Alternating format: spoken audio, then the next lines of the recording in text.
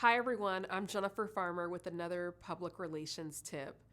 One of the questions that I get sometimes from clients is they might say, Hey, I did an interview.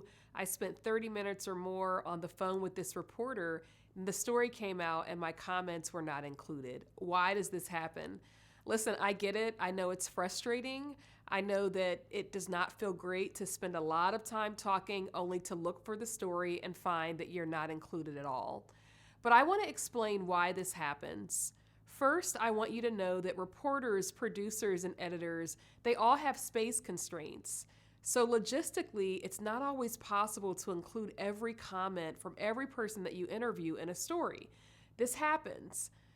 Next, sometimes reporters come to you with one idea or one angle for a story, but over time, after many conversations with different sources, the story or the direction of the reported piece changes.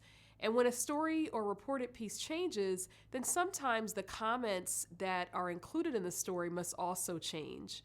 This has nothing to do with you per se or what you said or your interviewing prowess. Sometimes it's just when a focus changes, the comments need to change.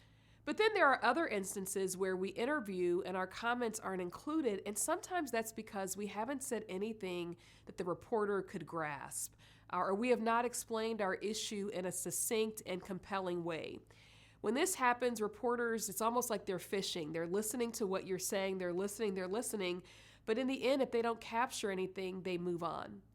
In other instances, the reporter may walk into the conversation with an angle, and your remarks may not fit the angle or the story they're trying to tell. In any situation, regardless of what's happened and what may be the case for you, the best thing to do is to walk into interviews with your soundbite in hand, with a ton of confidence and with a lot of practice. The more practice you have, the more you'll improve your interviewing skills. And the more you improve, you will hopefully find that there are fewer situations where you do an interview and your comments are not included.